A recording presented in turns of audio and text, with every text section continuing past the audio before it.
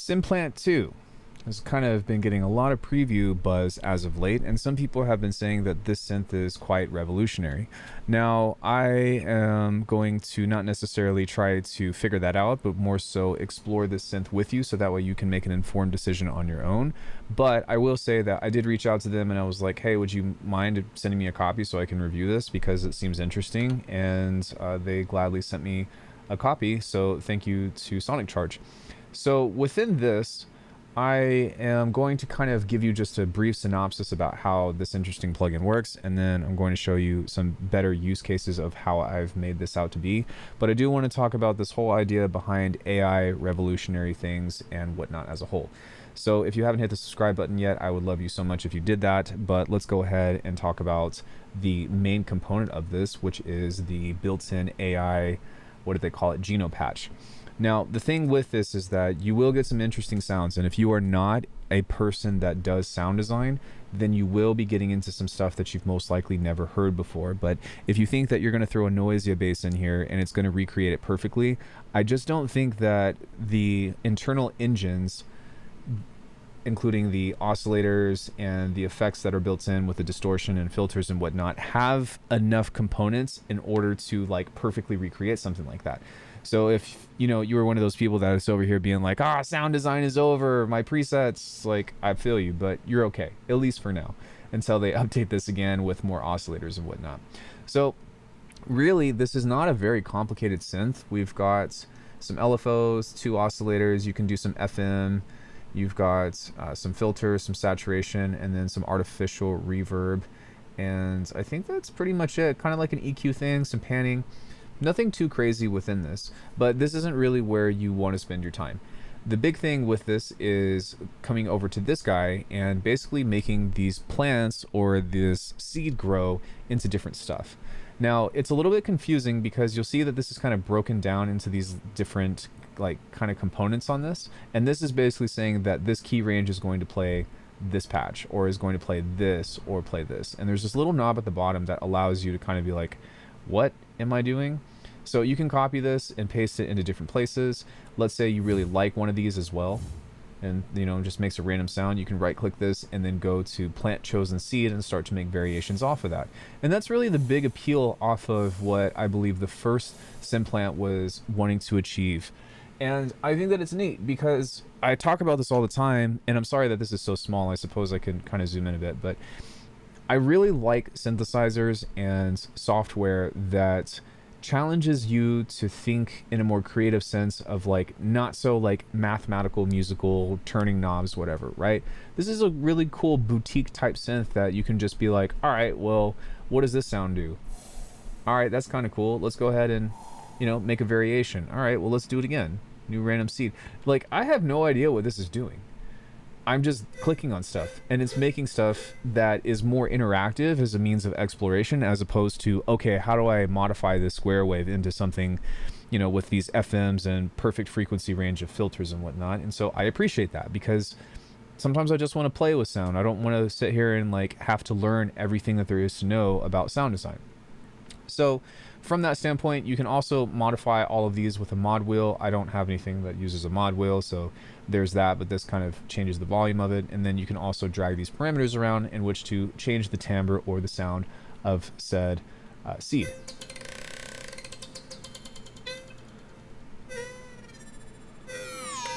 And this is completely random, by the way, so if I were to right click this and then just go new random seed, this is going to give us something different.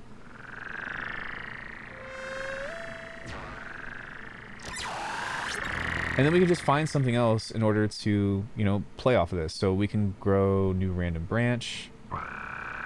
We can right click this, go normalize the branch volumes. So that way we can choose, how loud we want these to be. And then aside from that, we can just go new random seed, or we can continue to do this as much as we want to. Now, the other thing is, you see this little guy, if these are mapped to keys and you want to change what keys these are in, which would play the different pitch, then we can rotate this,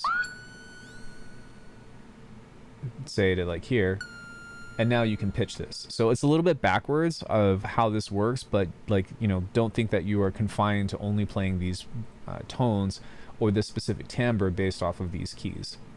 So that is really the main gist of this, I guess one other thing is if you want to sync this, I don't think this was in Synplant 1, then we can do that. So you can see that it's kind of playing along with that now. And something else that might be interesting that is always worth mentioning is that if you are to pull up something like Rolling Sampler, of course, then we can just kind of record all the stuff that we're getting out of here. So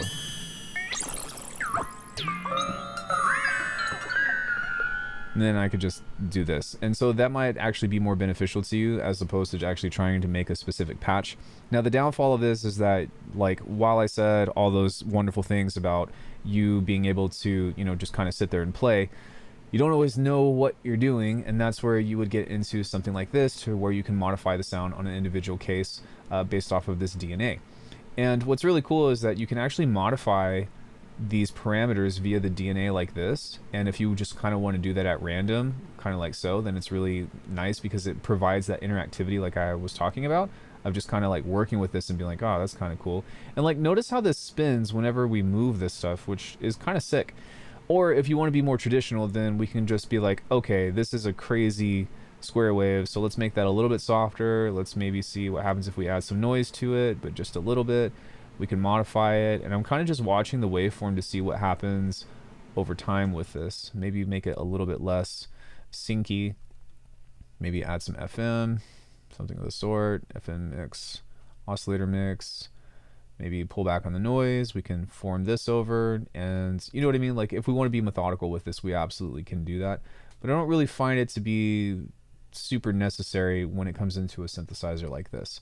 So now that we have that, we can close out of this and just see what we're working with.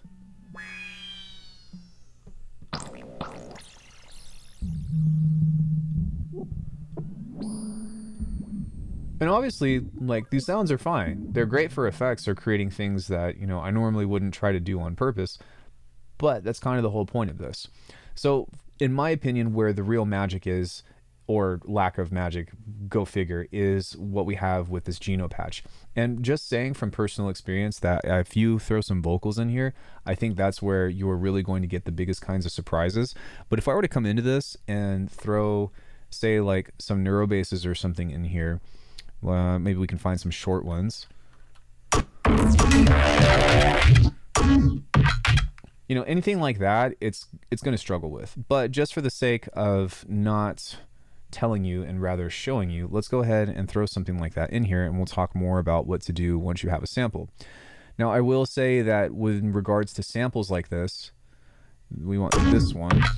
This is a bunch of random sound and whatnot. If you have a long sample, it will only let you host maybe a second, if not, so up to a second. And what you really want to try to do is focus on one shots, because if the sound is too complicated, then it's going to just kind of create doo-doo. But we can play this and audition it. We can try to make this guess the tuning if you want. I would probably just turn this off because it's relatively insignificant, especially if we're doing vocals. This is your preview right here, and then this is your scrub. And now what we want to do is just hit go, and this is going to start making sounds based off of what is input to this.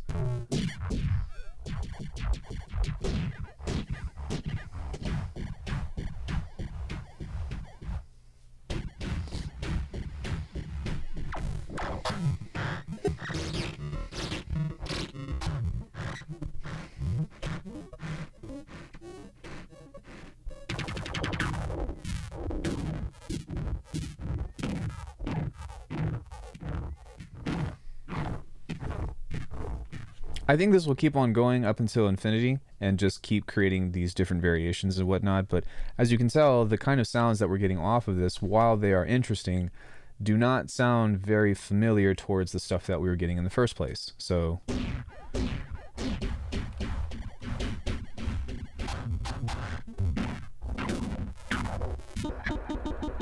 now, don't get me wrong, these are some cool effects, but they're not anything near like what we put in. And so whenever you're throwing stuff in here, your expectation shouldn't be a recreation, but rather a variation or something of the sort to kind of, how do you say, like, just get something that was unexpected.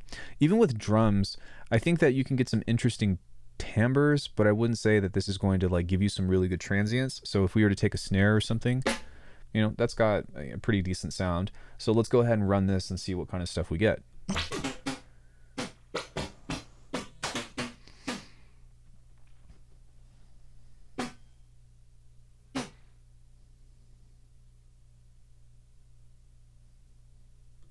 Okay, so just off of these sounds,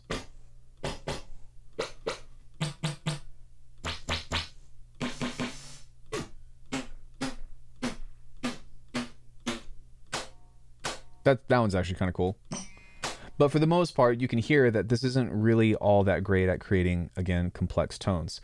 So within this, I would curb your expectation about it, you know, being like your cheat sheet to like just totally break sound design. I think that we still have a long way to go with algorithms and whatnot. But even still, I do think that you can get some really interesting stuff. And for me, rather than trying to save this as a patch, I think that, again, rolling sampler comes in clutch because I can just run this again and whatever comes out that's interesting, I can just pull out from here. So let's just run it again.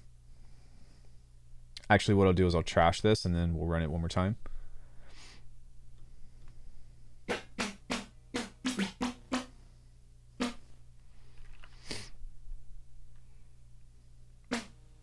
Okay, for the sake of efficiency, I'm just going to take this, and maybe, you know, this could be something that could end up becoming some kind of percussive line. I know that you all have seen me do this quite a bit in the past, but, you know, if we were to take this and maybe throw this into something like repitch mode and start to play around with the different rhythms that this might have.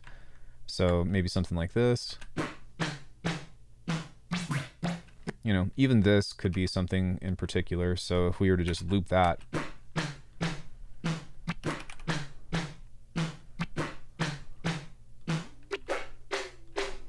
Maybe a transient shaper.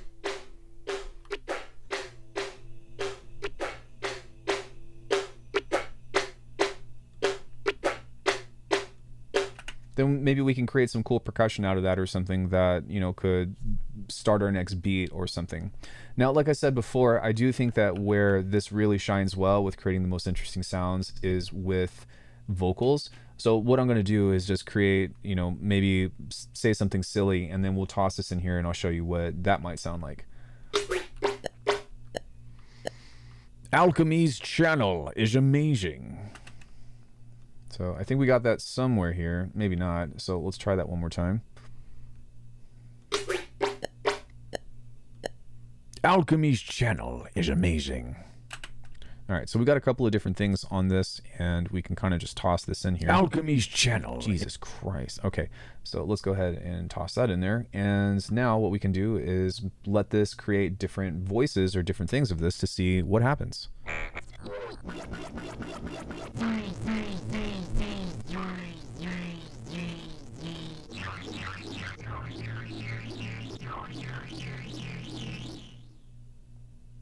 Okay, so as you can see, for some reason, the amount of variation that we got out of that was vastly different, and I think that these sounds are a lot more interesting as a whole, so, right?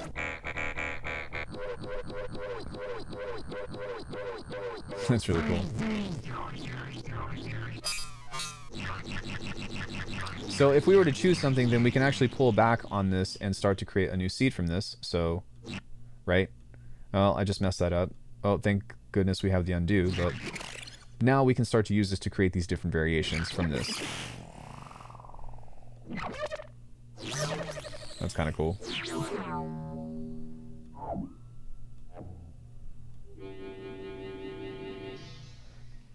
That's neat. So from all this stuff, I can't really tell what pitch it's in or whatever, but I mean, if you take a listen to this last thing, you know, we can use that handy dandy new Bitwig feature of normalization and make that a little bit louder now, which is dope. But you can pull this stuff out and just set it to record. That's a little bit sharp. But we've got a lot of different effects now in order to use for transitions or just, you know, weird sound effects or something of the sort.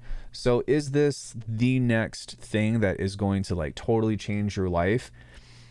It depends on who you ask, because I think that for some people that are not deep within sound design, like this might be something pretty awesome to them because they had no idea how to get to this kind of sound. But for me personally, I think that through the randomization and stuff that I use and snap heap and multipass and all that, like I haven't heard anything in here that hold on. There's nothing in here that I've made that I could be like, I could recreate that. But at the same time, through these incidental processes that I'm already doing with randomized sound, I haven't heard anything that I probably haven't come across in the past, if that makes sense. Does that mean that this is not a cool synth? Absolutely not. But at the same time, this isn't something that I'm like, oh, this is the most groundbreaking thing to me, because this is what we do here. This is our channel, and we like, this is my channel, I guess, but we break sounds to a T and challenge our computers to the nth degree in order to like create the weirdest, most experimental stuff that we possibly can. This is kind of a fast track for that. And so whether or not this is something that you think would be useful for you is ultimately going to have to be up to you, and you're going to have to consider what your needs and desires are. But there's a 3-week trial, so if anything, if you were like remotely interested in it, I would say like just give it a demo and see if it's for you or not. Other than that, there's not really much else to this synth. It's pretty fun, and we tossed in a couple of examples, but let me know what you all think in the comment section, and I'm curious to see where everybody stands on whether or not Synplant 2 is the next goated synth or not.